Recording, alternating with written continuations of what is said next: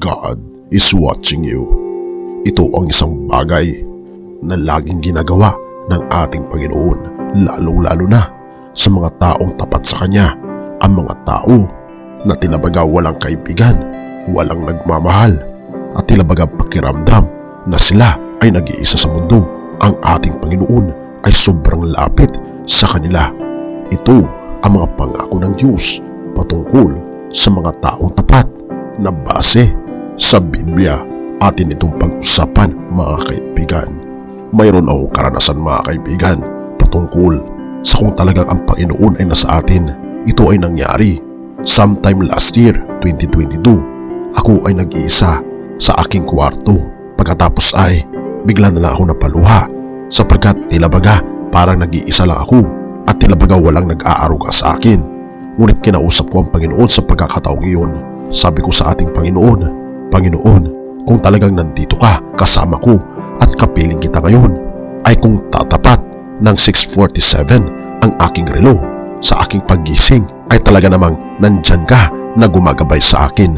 At pagkatapos nito, mga kaibigan, ay bigla akong napatunganga dahil tila baga hindi ako makatulog sa gabing iyon. Pagkatapos ako, mga kaibigan, ay nagising na madaling araw.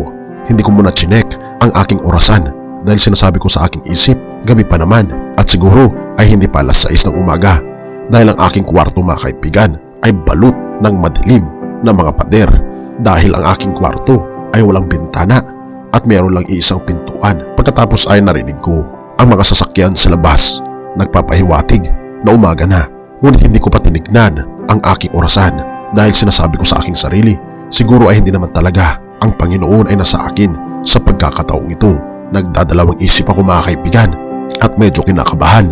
Ako muna ay naghilamos, pagkatapos ay hindi ko pa tinignan ang aking orasan.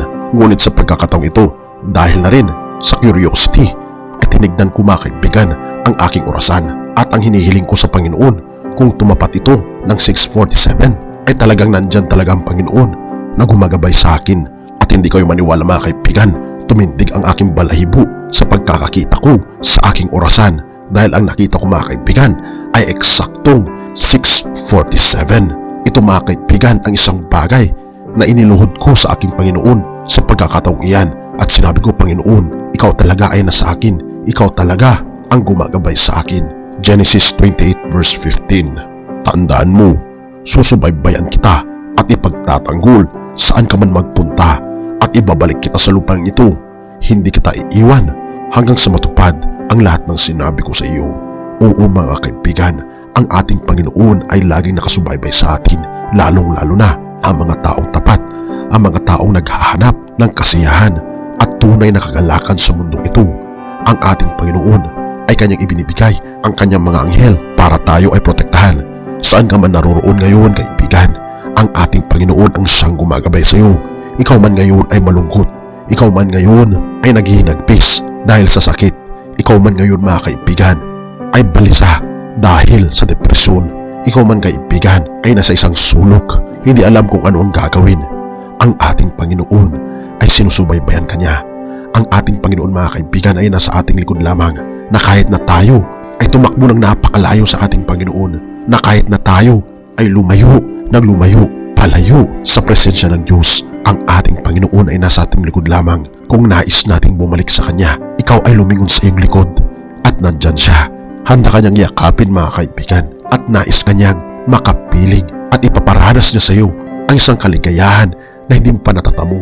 Ang kaligayahan na kapiling ang Diyos dahil wala nang ibang magpapaligaya sa atin kundi ang ating Panginoong Hesus lamang. Siya ang tunay na kaligayahan ng mundong ito. Siya ang sentro ng buhay mo. Deuteronomio 32:10-12. Sa isang disyerto, sila'y kanyang natagpuan sa isang lupang tigang at walang naninirahan. Doon sila'y kanyang pinatnubayan, binantayan at do'y inalagaan. Mga kaibigan, ang ating Panginoon, saan ka man naroroon ngayon, ay lagi mong alalahanin na ang ating Panginoon ay sobrang nag-aalala sa iyo.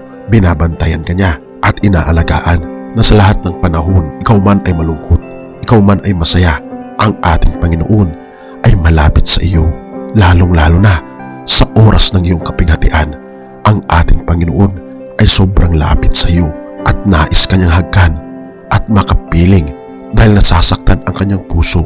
Kung ikaw din ay nasasaktan at punong-puno ng kagalakan ang puso ng ating Panginoon, kung ikaw din ay masaya ngunit ninanais ng ating Panginoon sa panahon ng kagalakan at sa panahon ng iyak, sa panahon ng kalunasan at sa panahon ng sakit, nais ng ating Panginoon na makapiling ka niya lagi dahil siya ay lubos na umiibig sa iyo.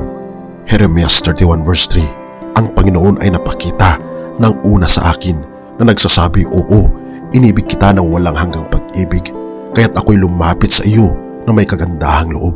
Ang ating Panginoon ay hindi siya ang nagbibigay ng mga kapigatian sa atin, kundi ito'y kagagawa ni Satanas dahil tayo ay naakusahan ni Satanas na dahil tayo lang naman mga kaibigan ay malusog at maraming pagpapala, kaya daw tayo lumalapit sa ating Panginoon. Pero nais patunayan ng ating Panginoon na kahit nasa sakit at kalusugan, sa iyak at kagalakan, ay tayo ay sa ating Panginoon. Hindi natin siya iiwan dahil siya ang ating sandigan. Oo mga kaibigan. Filipos 4 verse 6 to 7, huwag kayong mabalisa patungkol sa anumang bagay. Sa halip, ipaalam ninyo ang inyong mga kahilingan sa Diyos na may pasasalamat sa pamamagitan ng panalangin at ng panalangin may paghiling, at mga kapayapaan mula sa Diyos na higit sa anumang pangunawa ang siyang mag-iingat sa inyong mga puso at pag-iisip sa pamamagitan ni Kristo Jesus. Oo mga kaibigan, ang ating Panginoon ay hinihiling niya na tayo ay magkaroon ng kapayapaan, at ito ay manggagaling lamang sa kapayapaan na buhat sa Diyos. Huwag tayong mabalisa. Huwag kang mabalisa. Yan ang isang bagay na binabanggit ng ating Panginoon sa atin. Sa halip, tayo ay humiling sa ating Panginoong Diyos dahil anuman ang gusto nating hilingin, lalong-lalo na sa paglutas ng problema, ay 100% Kanyang papakinggan ang iyong panalangin. It's either ikaw ay palalakasin niya upang mabutasan mo ang problema, o kaya naman tatanggalin niya ang problema para ikaw ay magkaroon ng kagalakan. Kaibigan, binabanggit ni Salmista David, simula noong siya daw ay bata pa hanggang siya ay tumanda na, ay wala pa siyang nakita ng isang anak ng Diyos na tapat na namamalimos, dahil ang ating Panginoon ay punong-puno ng biyaya. Kaibigan, hinihiling ng Diyos na lumapit ka sa Kanya dahil nandyan lamang siya sa iyong tabi at nais Kanyang hagkan at ipaparana sa iyo ang isang amang mapagmahal na magbibigay sa iyo ng lubos-lubos na kagalakan. Purihin ang Diyos at salamat kaibigan sa iyong panonood.